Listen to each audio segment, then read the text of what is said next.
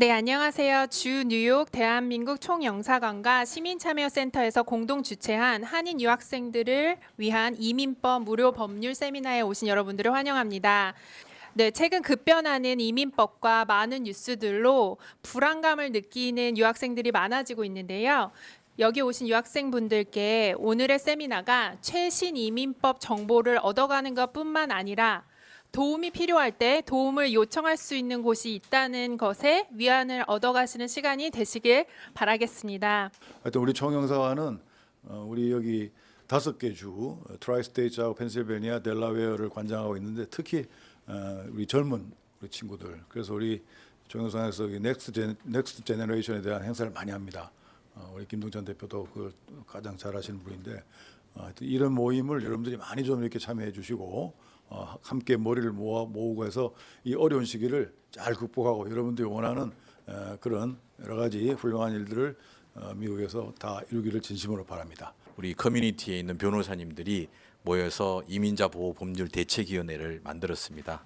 그래서 활동을 해왔고, 근데 이번에는 그때하고는 완전히 다른 형태의 더 강도 높은 이런 반이민 움직임이 일어나고 이 행정들이 진행이 되고 있고, 전혀 생각하지 못했던 유학생들, 심지어는 영주권자들까지도 똑같은 처지, 영주권자나 서류가 없는 분들이나 똑같은 처지에 지금 처하게 되었습니다. 그래서 시민권자를 제한 모든 분들은 자유롭지 못한 이 상황인데, 이게 얼마나 오래 갈 것인가, 그 가늠자는 내년도 중간 선거를 앞두고 어떻게 될 것인가를 확인할 수 있을 겁니다. 그래서 여러분들이 좀 어렵다 하더라도 적어도 내년도 중간 선거까지는 추이를 보면서 스스로를 잘 조심하는 게 필요할 겁니다. 간단하게 안전공지 말씀드리고, 혹시 유학생활을 하다가 이렇게 경찰 도움이 필요하다, 또 이렇게 뭐 그런 일이 없어야 되겠지만 불미스러운 일이 있을 때는 제가 간다, 이렇게 하시면 되겠습니다. 제가 3가지만 간단하게 말씀드리겠습니다. 첫 번째는 바쁜 일정 속에서도 항상 그 뉴욕 총영사관의 안전공지를 확인을 하셔야 됩니다. 특히 지금 유학 비자 유효 기간, 적기 갱신 이 부분 잘 확인하셔야 되고요. 항상 다니실 때 본인이 신분을 알 수 있는 서류를 항상 지참을 하셔야 됩니다. 그리고 현재 불법 이민자 단속 이루어지고 있는데 합법적인 체류 중인 분들도 법령 위반이 있을 때에는 체포되고 또 자격이 취소할 수 있는 이런 부분이 있기 때문에 음주운전, 사소한 친구들 간의 시비에서도 휘말리지, 지금 분위기에서는 휘말리지 않아야 된다. 이 부분을 꼭 말씀드리고 싶습니다. 특히 학교 밖에서 F1 비자 소지한 유학생들이 취업, 근로 하다가 이렇게 적발이 되면은 지금 분위기에서는 이민법 위반으로서 단속될 수 있다.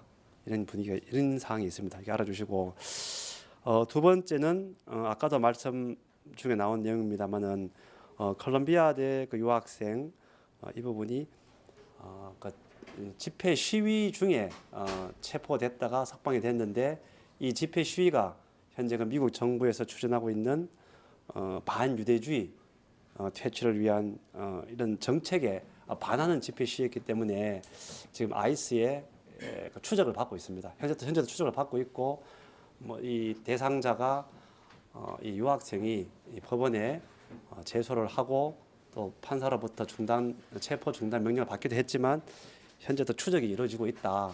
그래서 불필요한 집회 시위, 특히 반정부 성향의 집회 시위에는 참가하지 않는다. 이것을 유학생들은 잘 알고 계셔야 됩니다. 이런 일이 없어야 되겠지만 만약의 경우에 불미스럽게 현지 그 사법 당국, 그 법 집행 기관의 체포 구금이 될 때에는 총영사관의 대표 전화, 당직 전화, 또 제가 끝에 제 전화번호를 알려드리겠습니다만 반드시 전화를 하셔야 됩니다.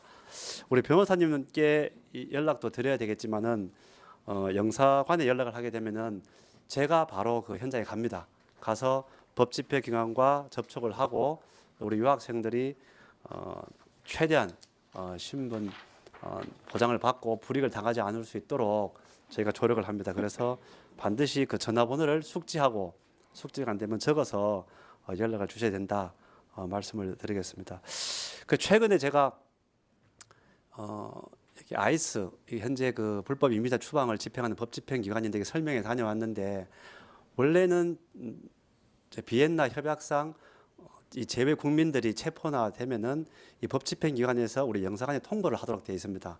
그런데 현재 지금 아이스 측에서는 워낙 많은 불법 이민자들을 체포하고 있기 때문에 일일이 연락을 해줄 수 있는 여력이 없다고 합니다. 그래서 만약에 그런 구금 장소에 가게 되면은 우리 영사관 번호와 전화기가 있습니다. 그러면은 제가 알려드린 번호로 반드시 연락을 하셔야 된다. 이 부분을 꼭 숙지해 주시면 좋겠습니다. 예, 세 번째 말씀드리겠습니다. 이제 5월이 돼서 곧 방학이 되면 우리 학생 유학생들도 귀국도 하고 또 부모님들이 방문회가 이렇게 미국으로 들어오실 기회도 있을 겁니다. 그런데 지금 입국 과정에서 그 CBP에서 상당히 지금 이 미국으로 들어오는 데 대해서 이 신분 확인 또 이렇게 단속이 강화되어 있습니다. 그래서 입국 심사 강화 부분에 대해서도 우리 유학생도 그렇고 부모님도 그렇고 반드시 비자 목적, 그다음에 체류 방문 목적에 맞는 그 답변을 숙지하고 계셔야 됩니다. 최근에 저희들이 그 JFK 뉴요크 공항에 파견돼 있는 각 우리나라 항공사 지점장들과 간담회를 가졌을 때 이 영어가 미숙해서 또 이렇게 묻는 질문에 제대로 답을 못해서 과거 같으면은 그래도 이게 심사대에서 이렇게 지원도 하고 통과도 됐지만 지금은 바로 돌려보내시는 경우가 많습니다. 그래서 우리 유학생 여러분들은 그런 경우가 없겠지만은 만약에 부모님들이 오실 때에도 반드시 비자 목적, 입국 목적에 맞는 그 답변을 숙지하고 계셔야 된다. 그걸 말씀을 좀 드리고요.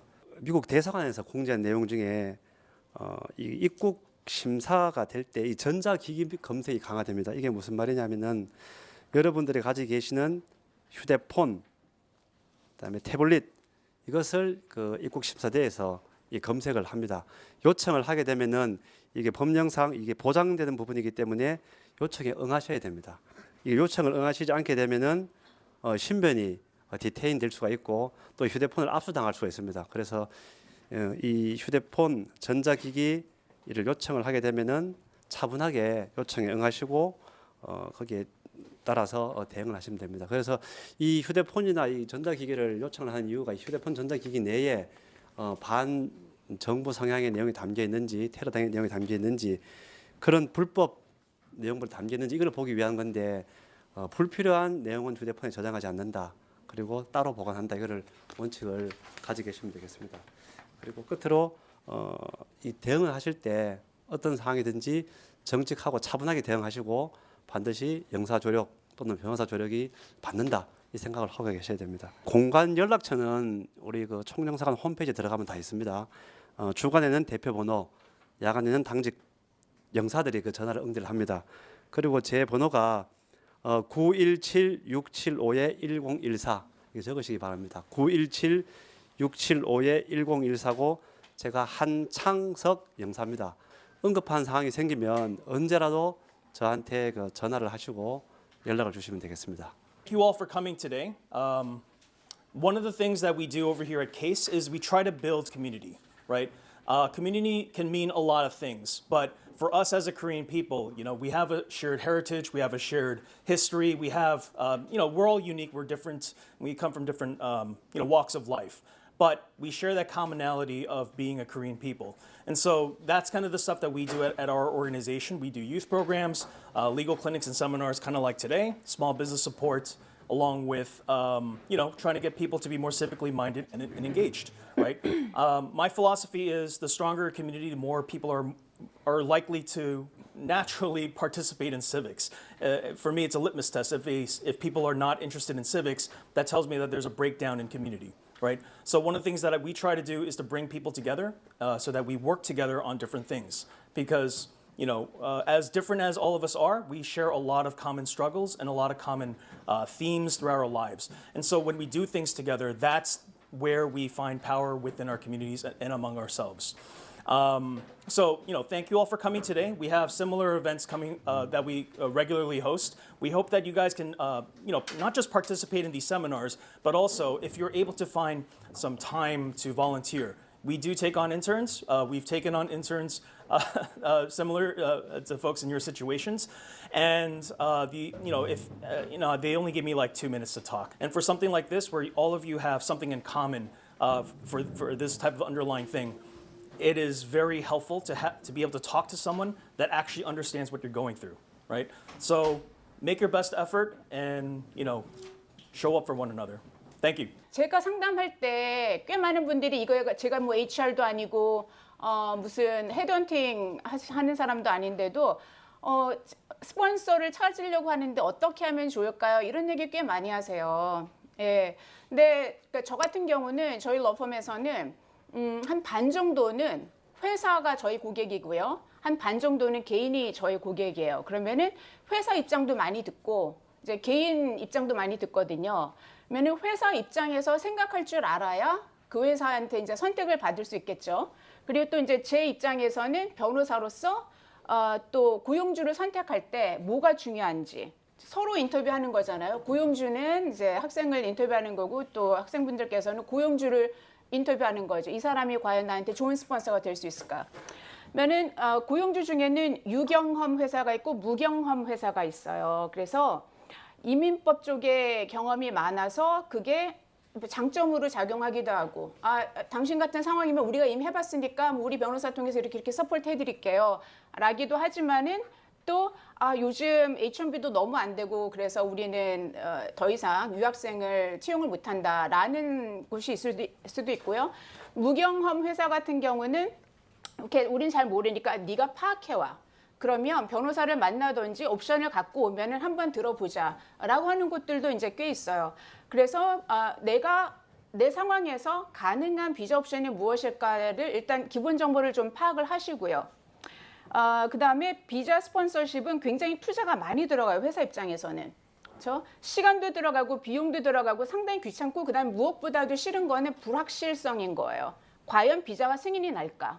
예. 근데 그런 거를 갖고 유학생을 고용하는 것이기 때문에 그러니까 일반인이 갖고 있지 않는 더 어떤 열심이라던가 내가 이런 어려운 스폰서십이 어려운 만큼 내가 다른 데 가기도 어렵고 열심히 하겠다라는 이런 자세를 보이는 거 이런 거 이제 심리적인 거 이런 현실적인 거 이런 거를 다 이제 좀 선택을 하셔야 되고요. 그럼에도 불구하고 이제 한인 유학생을 또 선호하는 기업들도 있어요. 그러니까 한국어를 잘한다던가 한국 문화권이라던가 그렇죠? 그다음에 그런 이민자들이 갖는 소위 헝그리 정신, 이렇게 성실한 거 이런 거 그다음에 인간관계를 통해서 또 이렇게 찾게 되고요. 그래서 뭐 정답은 없습니다. 그러나 내 비자 옵션에 대해서 미리 이렇게 공부해 놓자. 그다음에 스폰서 입장에서 한번 생각해 보자. 그다음에 내 형편이랑 봤을 때 내가 그러면은 어필할 수 있는 게 무엇일까? 외국인으로서 이런 거를 좀 생각해 보셔야 될 것 같고요.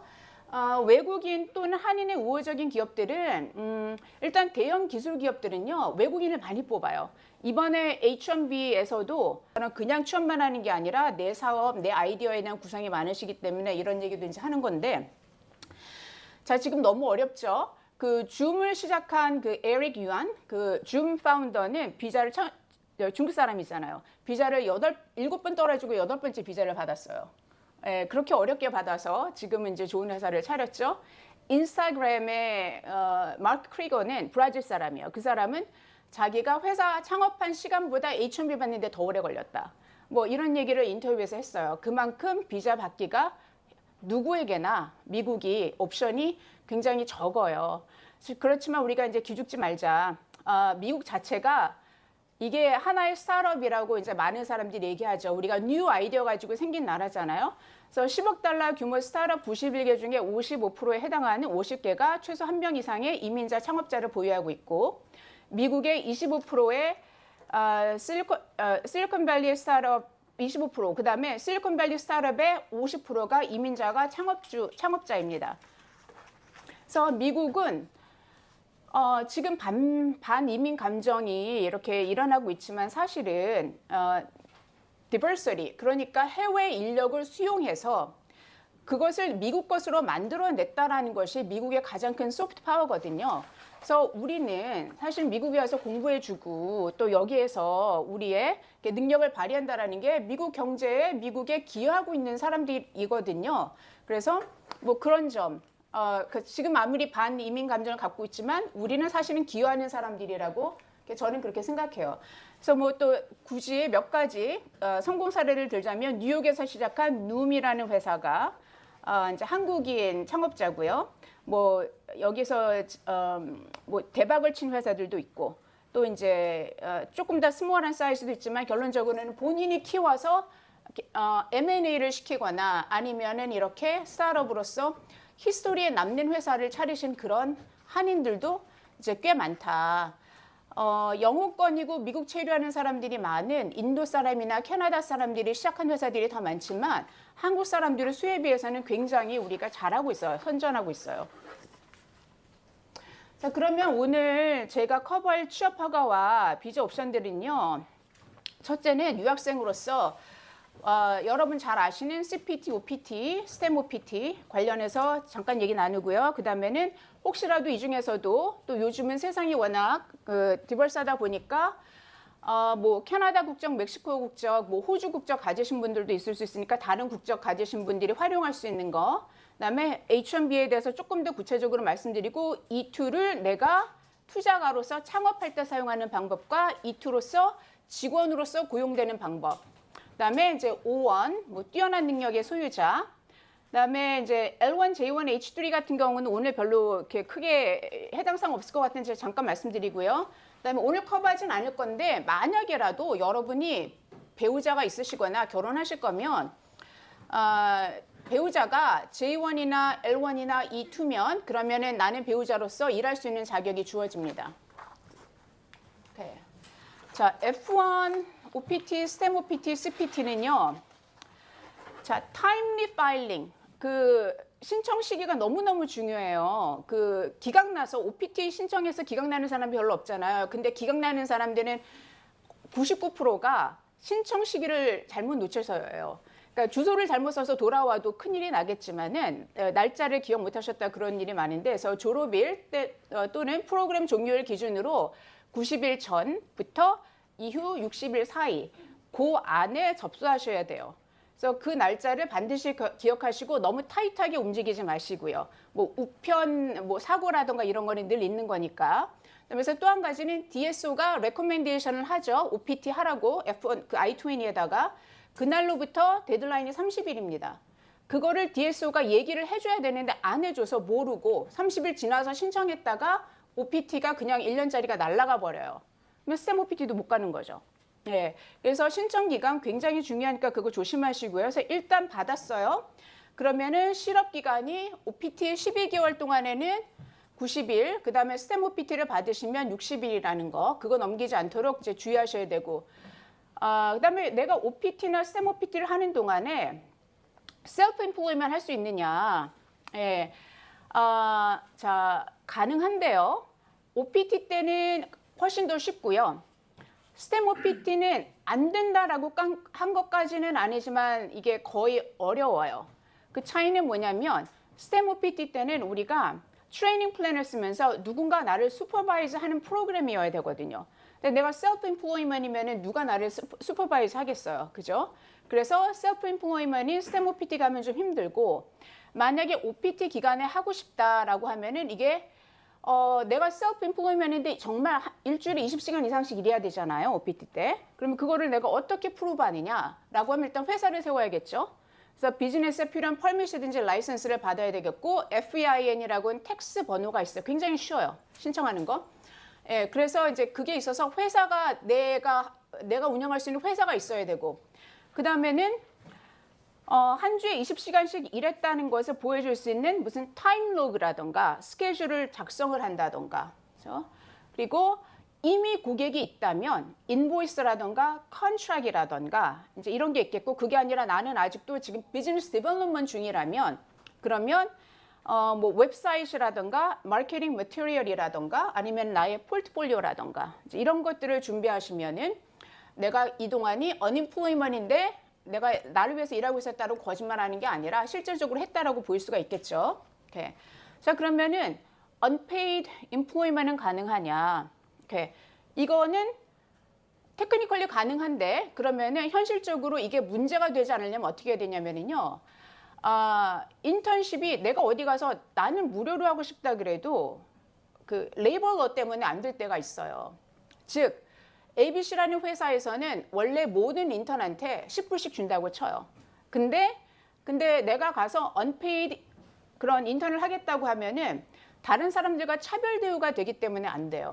근데 여태 그런 히스토리가 없는 회사고 새로 생긴 포지션이라던가, 그렇죠? 아니면은 원래 전통적으로 이렇게 비영리 단체들처럼 뭐 커뮤니티 단체들처럼 원래 전통적으로 돈 안 받고 일하는 인턴들이 많은 그런 곳들, 그런 오르가나이제이션이라면은 이게 레이버 러에 접촉이 안 되죠. 즉 내가 돈을 안 받고 일함으로써 미국인의 잡을 테이크하는 것이냐, 그렇죠?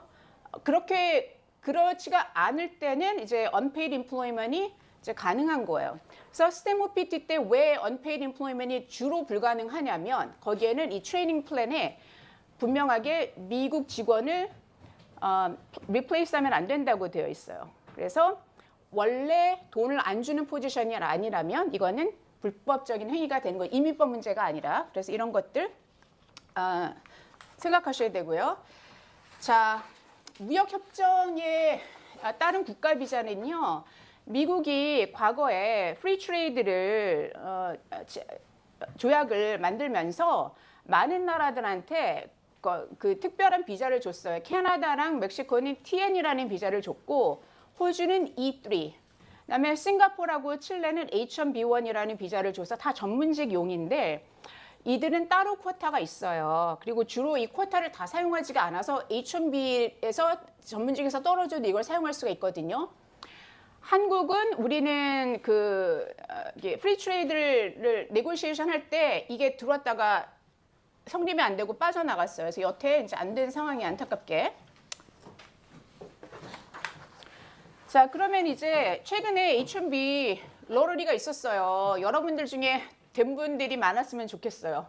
아직 안 하셨을 수도 있고 이제 근데 저희 같은 경우는 지금 보니까 한 36%가 됐어요. 저희는 100개 이상을 하는데 등록을 근데 이제 36%가 이제 됐는데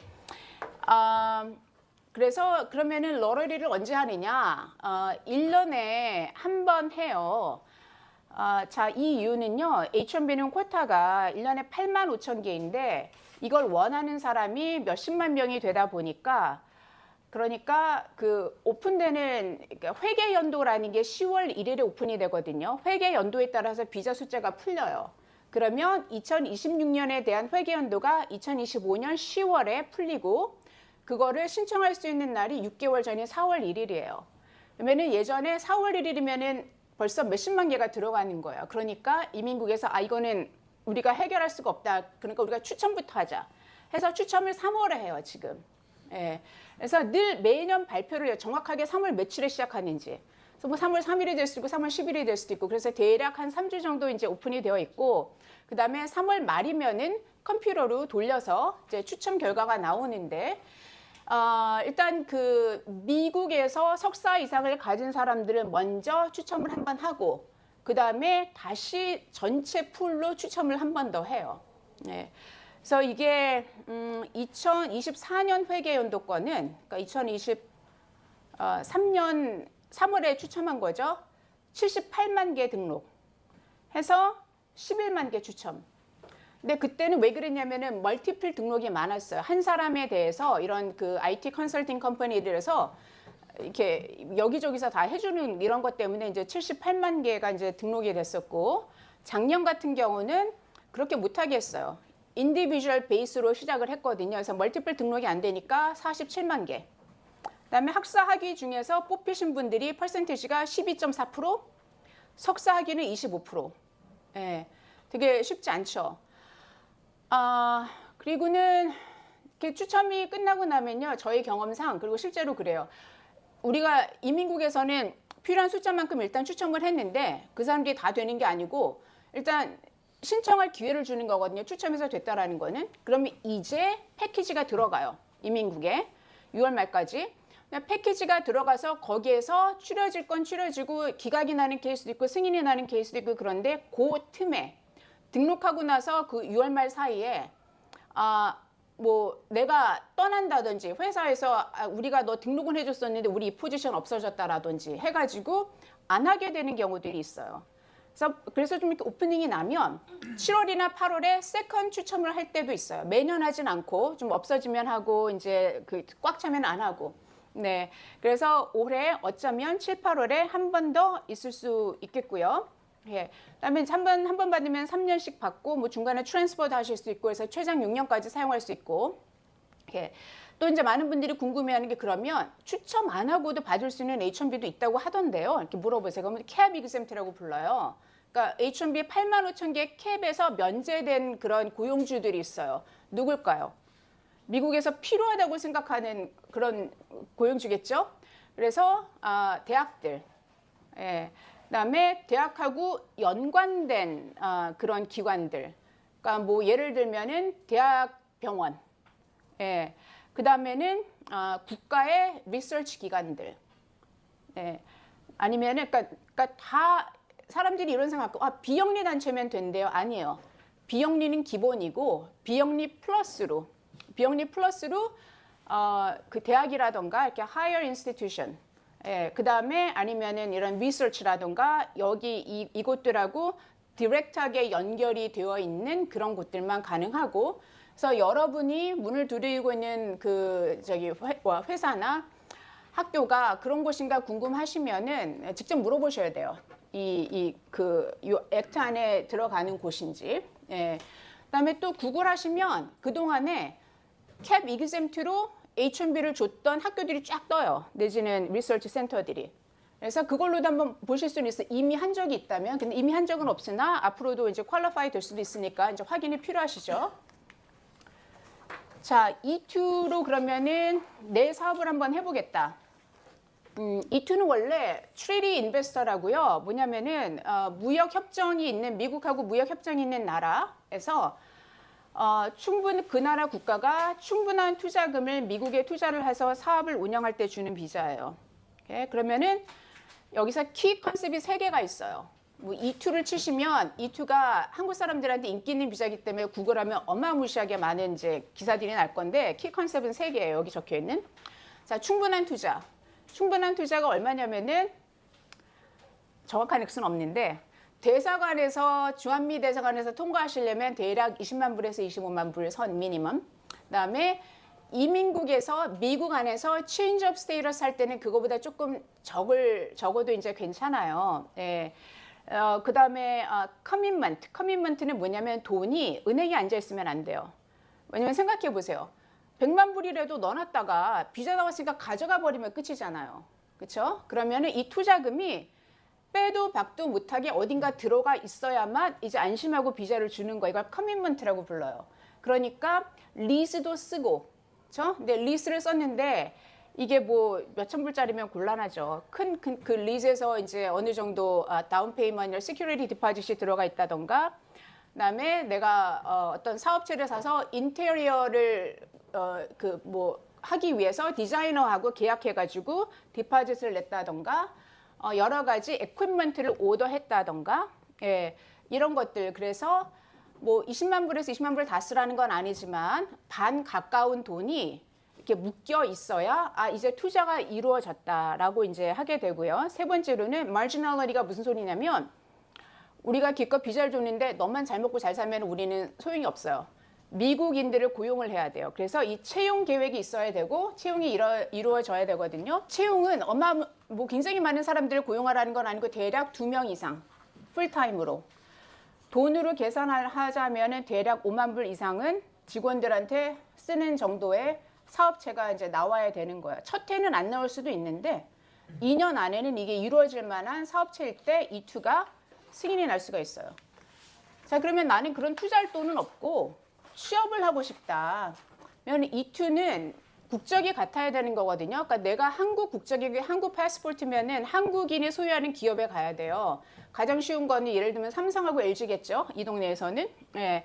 그 다음에는 한국 사람들이 갖고 있는 뭐 카페, 식당 이런 것들도 이제 직원으로 채용을 할 수가 있어요. 한국 그 50% 이상을 한국인이 갖고 있는 기업이라던가 사업체면은 한국 국적에 있는 사람들을 E2로 고용할 수가 있는데 그때 포지션이 아무나 되는 건 아니고 뭐 인턴도 되고 그런 게 아니고요. 청소부도 되고 그게 아니라 슈퍼바이저 역할을 하는 그런 역할이던가 아니면 에센셜 스킬이라 그래서 좀 꼭 필요한 스킬, 미국에서 조금 찾기 어려운 스킬 이런 거를 가진 사람들이 되는 거라서 좀 전문성이 있다던가 아니면은 이렇게 좀 매니지할 능력이 있다던가 이런 둘 중에 하나의 포지션으로 하실 수가 있으세요.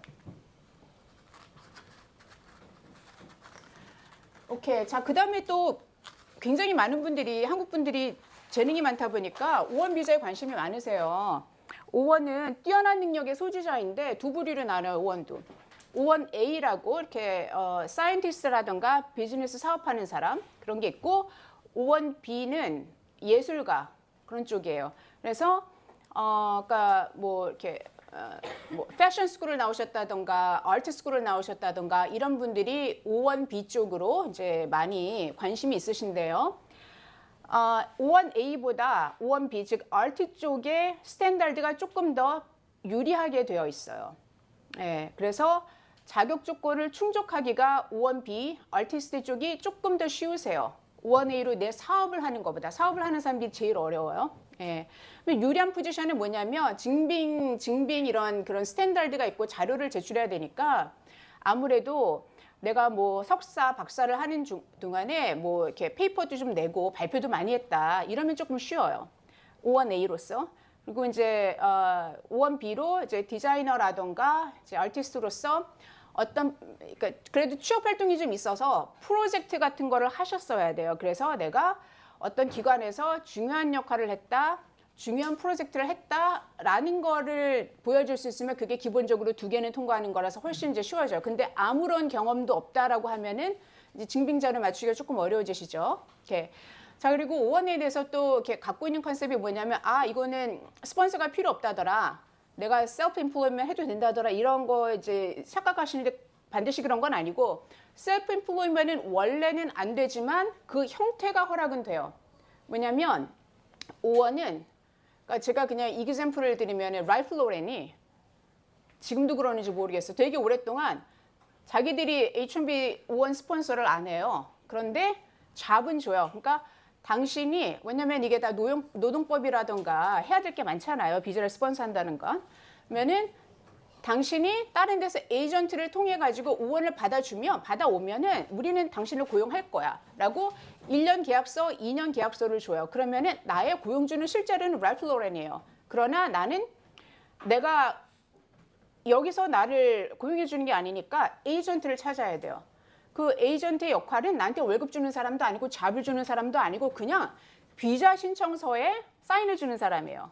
그러니까 이 에이전트가 무슨 한국에 무슨 배우들이 들어가 있는 이런 매니지먼이 아니고요. 그냥 나라는 외국인이 O1이라는 포지션을 가질 수 있는 비자 신청서에다가 사인해 주는 사람인데 그 사람은 미국의 시민권자나 영주권자여야 되고 예, 그다음에 그러면 내가 랄프 로렌하고 갖고 있는 그 컨트랙에서 중간에서 다리 역할을 해줘야 돼. 다리 역할이 딴 게 아니라 우리 랄프 로렌에서 나의 에이전트 김아부개 씨한테 O1을 신청할 수 있는 자격을 주는 거예요. 예, 그러면은 랄프 로렌은 스폰서의 그런 모든 라이빌러리에서 벗어날 수가 있고 에이전트는 중간에서 역할하면서 모르겠어요. 여러분의 친구가 될 수도 있고 아니면 가끔 가다가 뭐 몇백 불 받고 해주시는 분들도 있고. 예. 그 다음에 이제 나는 일할 수가 있게 되는 거죠. 자, 이런 형태로 O1이 되실 수도 있고요. 그러면은 이제 랄프 로렌이 아니라 나는 프로젝트가 많단 말이에요. ABC라는 회사에서 3개월짜리 프로젝트 있고 또 XYZ라는 회사에서 또 3개월짜리 프로젝트가 있어요. 그러면은 멀티플 오퍼튜니티가 있는데 프리랜서를 하는 거죠. 그러기 위해서는 이 에이전트한테 이 멀티플 그 회사들이 전부 다 이 에이전트를 통해서 O1 하는 거를 허락을 해주면 그러면 나는 이제 멀티플 회사를 위해서 일할 수 있는 이제 프리랜서가 될 수 있는 게 약간 셀프 인플로이먼트에 가깝죠. 그렇죠? 예. 근데 그럼 내가 내 회사를 차렸어요. 내 회사를 차리고 여기에서 일하고 싶어요. 그러니까 다른 데가 아니라 내 회사에서 일하고 싶은데 O1으로 하고 싶어요. 이런 경우는 내 회사가 나 혼자 100% 갖고 있는 회사에서는 곤란하고요. Employer-Employee Relationship이라고 해서 나를 하이어하고 나를 평가해주고 그다음에 뭐 일을 못한다 그러면 자를 수도 있는 보울드를 구성하셔야 돼요.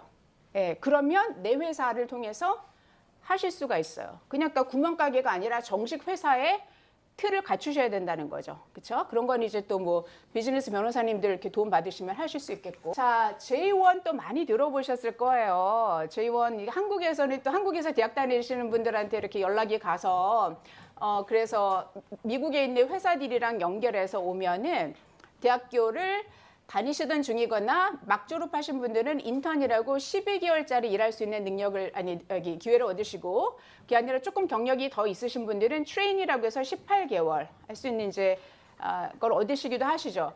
근데 이걸 하시려면요. J1이라는 게 어떤 개념이냐면 cultural exchange거든요. 그러니까 미국에서 고등학교, 대학교 다 나온 사람들은 J1을 주지 않아요. 이미 충분하게 미국 컬처를 접했다는 거죠.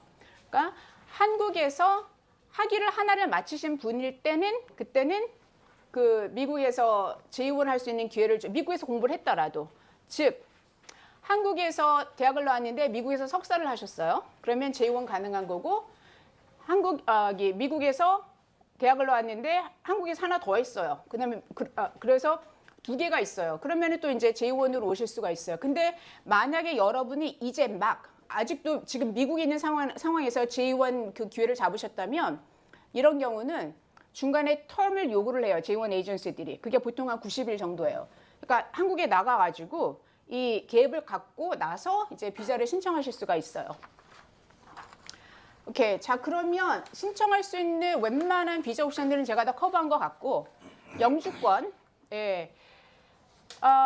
자, 영주권 스폰서가 없어서 제일 여러분들이 관심 있는 게 NIW 그리고 그만큼 많은 사람들이 관심이 있는 만큼 조금 쉽지 않죠. National Interest Waiver라 그래서 이건 뭐냐면 스폰서가 미국인을 먼저 리크루트해야 된다는 자격 조건에서 면제가 그 조건에서 면제가 된다라는 거거든요.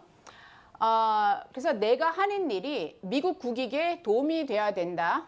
예, 근데 미국 국익에 도움이 될 수 있는 건 많이 있어요. 내가 기술이 뛰어날 수도 있고, 뭐 아티스틱 능력이 뛰어날 수도 있고, 뭐 그래서 분야는 다양하게 있을 수 있는데, 자 그렇게만 얘기하자면 우리가 모든 의사들이 어드밴스 디그리 갖고 있고, 뭐 얘기하자면 누군가한테 혜택 준다고 얘기할 수 있을 거 아니에요? 그 사람들이 다 내셔널 인터레스트 웨이버겠어요? 아니죠. 그러면은 누가 내셔널 인터레스트 웨이버냐면 그런 그룹에서 그 직군에서 내가 거기서 조금 더 뛰어난 거, 예, 뭔가 서브스텐셜하게 공헌을 한 거를 밝혀내야 돼요. 나의 직군에서. 그래서 의사나 변호사 중에서도 NIW가 되려면은 뭔가 리서치를 하셨다던가 해서 그 브레이크트루가 좀 있어야 돼요. 그냥 유명한 변호사, 그냥 돈 많이 버는 의사, 여기 환자가 많은 거 이런 거는 이제 되지가 않고 내 분야에 공헌을 했어야 되거든요. 그러니까 그거를 찾아내셔야 돼요.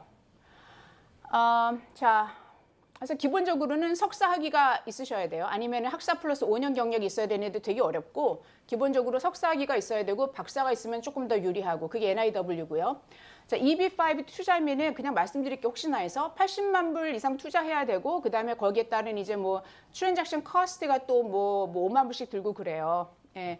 근데 이거의 장점은 뭐냐면 EB5가 되게 나쁠 때도 있고 좀 좋을 때도 있는데 현재로는 I485라는 어저스먼트 애플리케이션을 동시에 신청할 수가 있어요. 그게 무슨 소리냐면 영주권 케이스라는데 여러 단계가 있잖아요. 그래서 심지어 NIW도 2순위예요. 그러면은 내가 NIW 신청을 하고서도 영주권 마지막 단계까지는 지금 1년 반 정도를 기다려야 돼요. 그동안에 내가 학생 신분을 유지를 해야 돼요. 계속. 영주권이 들어가고 있어도. 근데 EB5가 현재는 동시 신청이 가능해요. 그러니까 투자만 잘 맞춰져 있으면 그러면 마지막 단계가 현재 내가 EB5를 신청하는 것과 동시에 들어가니까 F1 신분의 막바지에 있어서 나는 더 이상 체류 신분을 유지할 수 없다라고 했을 때 이게 옵션이라면 이것도 이제 좋은 게 될 수 있는 거죠. 중간에 기다리지 않고 하루빨리 미국에 체류할 수 있는 자격을 얻으니까. 자, 그럼 I485까지 나왔는데 여러분 헷갈리실 거예요. 그러면 가장 기본적인 EB2, EB3를 제가 설명드릴게요. 이게 가장 기본적인 영주권이에요. 그래서 티피컬하게 예전에는 이제 저처럼 그런 티피컬한 게 뭐냐? H1B로 일하면서 영주권 스폰서십을 받아서 이제 영주권을 받았단 말이에요. 면은 영주권에는 2순위, 3순위는 3단계가 있어요. 맨 처음에 펌이라고 해서 미국 고용주가 미국 사람이나 미국 시민권자나 영주권자를 고용하도록 광고를 내고 사람을 찾는 과정을 거쳐야 돼요. 리크루트먼트 과정을. 그게 펌이에요. 노동청 통해서 진행하고 이게 승인이 나면 두 번째 단계인 I-140이라는 피티션 단계로 넘어가요. 그러면 이 미국 스폰서는 내가 재정 능력이 된다는 거 보여야 돼요. 이 포지션이 리얼하다는 거 보여야 되고 그래서 아까 제가 살짝 언급했는데 재정 능력을 여러분이 스폰서를 고를 때 옵션이 있다면 재정 능력이 있는지를 확인하고 영주권 케이스에 커밋먼을 하셔야 돼요. 예, 왜냐하면 회사만 인베스트 하는 게 아니에요. 여러분도 인베스트 하는 거예요. 몇 년이라는 세월을 영주권 케이스를 마치기 위해서. 근데 스폰서가 가다가 중간에 재정 능력이 안 돼서 나는 손 들어 이렇게 말할 수도 있는 거잖아요. 그러니까 스폰서 자격 능력이 되는지도 여러분도 똑같이 확인을 하고 시작하셔야 되는 문제예요. 이렇게.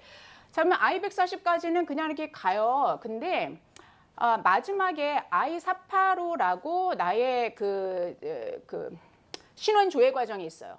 그때가 사람들이 핑거프린트에서 FBI 조회도 들어가고 뭐 그 메디컬 익셈도 하고 이러는 거예요. 그것까지 마치면 이제 영주권자가 되는 거예요. 자, 근데 첫 번째하고 두 번째는 아무 때나 시작할 수가 있는데 마지막 I-485라는 신청서는 내 순서가 돼야만 집어넣을 수가 있어요. 그래서 1년에 H-1B처럼 영주권도 비자가 숫자가 정해져 있어요. 나눠줄 수 있는 게. 그러면은 여러분이 DMV 가면은 이렇게 뭐 안 가보신 분도 있겠지만은 일단 공공장소에 가면은 뭐를 해요? 표를 하나 뽑죠. 사람이 많으면. 그 순서대로 기다린단 말이에요. 내 번호를. 영사관 가도 그렇다. 그죠? 그러면 이제 표를 하나 뽑고 기다리는데 이게 오늘 해결할 수 없을 만큼 이제 사람이 많단 말이에요. 그럼 우리는 계속 기다리면서 표가 순서가 되는지를 뭐를 체크를 하냐면 비자 블루틴이라는 걸 통해서 이제 체크를 해요. 그게 매달 발표가 나와요. 그러면 현재로는 2순위 케이스가 NIW 포함해서 대략 1년 반 정도를 이제 기다린다면 이제 3순위 케이스는 막 2년 정도를 이제 기다려야 되고 이제 이런 게 매달 이렇게 바뀌어요. 예. 그래서 대기 기간이 다 있단 말이에요. 예. 그래서 이제 이 나의 번호표는 언제 주어지냐면 내가 펌을 접수하는 날이 나의 번호표예요.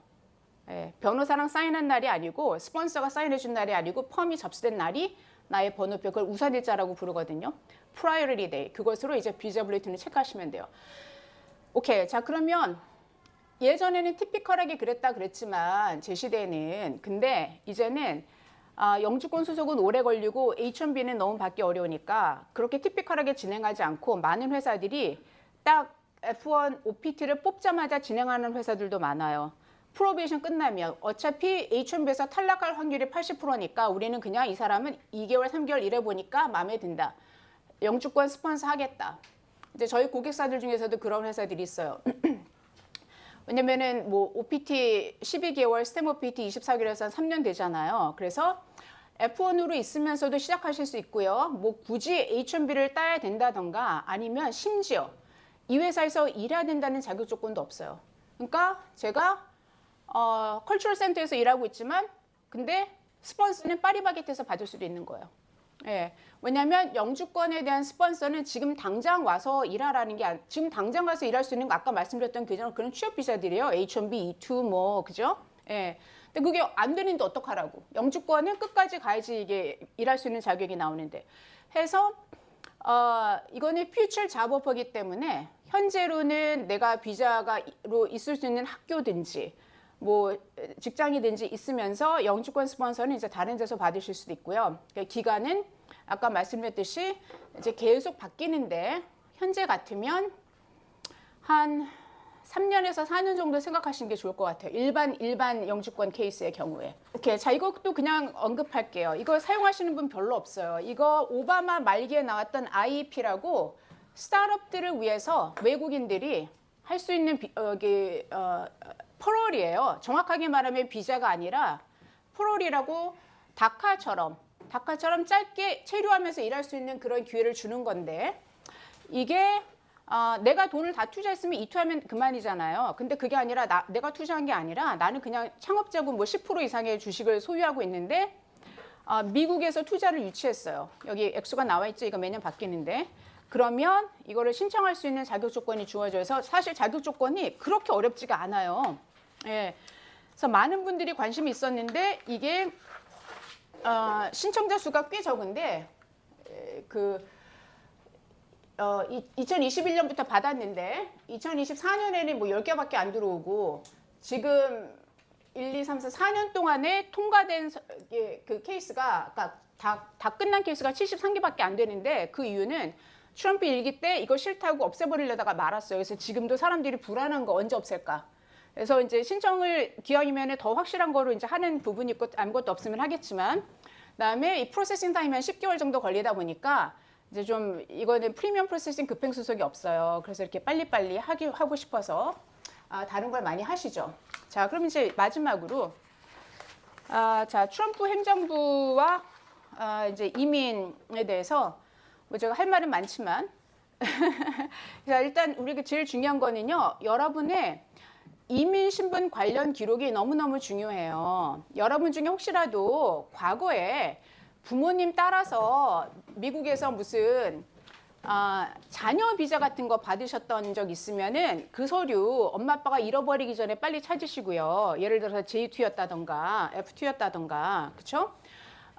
과거 기록이 가면 갈수록 중요해지고 있고 미국에서 우리는 모르겠으니까 네가 찾아와 이런 경우가 되게 많아요. 본인들이 준 그런 건데도. 그래서 이민 신분 갖고 계시고요. 아까 저기 그 영상관에서도 말씀하셨지만은 신분 증빙 서류의 유효 기간을 늘 확인하고 계세요. 예, 그래서 내 I2N은 언제 끝나고 OPT는 언제 끝나고 내가 갖고 있는 비자는 뭐 언제 끝나는지 보시고 원래 그 끝나기 전에 뭐 연장이라든가 이것만 들어가면 되잖아요. 근데 그렇게 해가지고는 좀 요즘에 위험한 세상이니까 승인까지 가기 위해서는 미리미리 신청해야죠. 그래서 그리고 아까도 말씀드렸듯이 우편 사고 되게 많아요. 예, 그래서 멀쩡하게 신청했는데 한참 가가지고서는 이게 딜리버리가 안 됐다던가. 그러니까 여러분이 절대 하면 안 되는 게 서티파이드 메일로 신청하는 거 제일 오래 걸리고 그냥 FedEx, UPS로 다음날 들어가는 걸로. 그렇죠? 예. 어쨌든 그래서 여유 있게 연장 준비하셔야 되고 그다음에 이거는 또 제가 굉장히 emphasize 하고 싶은 건데 모든 기록의 일관성. 여러분이 F1 비자 처음에 신청했을 때 여러분이 하셨을 수도 있고 부모님이 선택한 어떤 유학원에서 해줬을 수도 있고 그죠? 그 기록 찾아놓으세요. 예, 거기에 뭐라고 적혔는지가 여러분이 시민권 신청할 때까지 따라가요. 그래서 중간에 H1B 신청했을 때도 그러니까 이제 이런 경우가 있어요. 이분은 F1을 하셨을 때 이미 좀 나이가 있으셨어요. 그래서 이제 제가 본 사례인데 오래전에 그래서 경력이 한 3군데인가 있었는데 그게 겹치니까 본인이 생각할 때 중요하다는 건 두고 그 다음에 다른 건 뺐단 말이에요. 근데 나중에 영주권 수속했는데 마지막 단계 가서 인터뷰하는 과정에서 근데 너 여기 뭐 인컴 텍스 스테이트먼트를 보니까 이렇게 여러 군데 일했다던가 하여튼 무슨 서류에서 이 사람이 다른 데서도 일한 게 나왔어요. 그랬더니 그거 오밋했다고 misrepresentation이라고 이 케이스를 기각을 해버렸어요. 그래서 이거를 계속 이제 몇 년을 이제 싸우셨단 말이에요. 예, 충분히 있을 수 있어요. 예, 그냥 이게 왜 문제가 되는지 상식적으로는 알 수 없는 것들을 왜냐하면 지금은 귀에 걸면 귀걸이, 코에 걸면 코걸이, 그죠? 예, 그래서 어느 날은 엔티세마이티즘이라고 잡고 어느 날은 그 테러리스트 액트에 걸렸다고 잡고 어느 날은 너 옛날에 보니까 DUI로 체포된 적 있어라고 그걸로 잡고 그냥 일단 잡고 나서 걸치는 거예요. 그러니까 그냥 싫으면은 뭐라도 잡을 수 있으니까 먼지 털면 뭔가는 떨어지니까 여러분은 모든 기록의 일관성 굉장히 중요해요. 비자 신청서 하나하나 아주 정확하게. 그리고 최근에 지금 루이지아나 디텐션 센터에 갇힌 사람 중에 한 명이 이 사람은 잡으러 와서 캐나다로 도망갔어요. 지금 박사학위 중이었는데 그 사람은 왜 그랬냐면 실수로 잡혔다가 풀렸어요. 그러니까 어레스트는 됐지만 기소도 안 됐단 말이에요. 예, 그런데 어레스트 됐냐고 인디안이었는데 그 비자 신청서에다가 yes라고 해야 되는데 no라고 했어요, 이 사람이. 그거를 트집 잡은 거예요. 이거는 만약에 내가 또 비자 신청한 예전 같았잖아요. 예전 같았으면은 누가 그렇게 잘못 썼으면은 두 번째 가서 신청할 때 설명했으면 됐어요. 아, 나 그때 폴리스 스테이션에 가기는 갔는데 나는 죄가 없다고 바로 풀려났어요. 그렇지만 테크니컬하게는 어레스트 됐고 너 핑거프린트도 했단 말이에요. 근데 너 왜 거짓말했어? 그러니까 그거가 예전 같으면은 이건 harmless mistake이라 그래서 그것 때문에 이 사람이 입국 금지 당할 일이 아니니까 괜찮았단 말이에요. 근데 지금은 F1 비자 위복한다 그러고 잡으러 오니까 디텐션 센터 간다 그러니까 이 사람이 그냥 박사학위 하던 중에 그냥 캐나다로 가버린 거죠. 굉장히 보니까 뭐 그 좋은 스카larship의 이런 경우였는데, 네, 아시겠죠? 그러니까 체포됐다 그러면은 이런 분들도 과거에 있었어요. 10년 전인데 자기 너무 기분 나빠서 다 버렸대 그 기록을.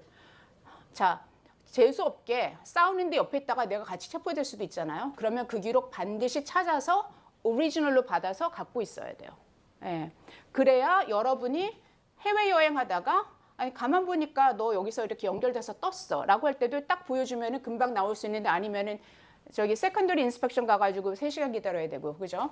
그 다음에는 이런 일도 있을 수 있는 거예요.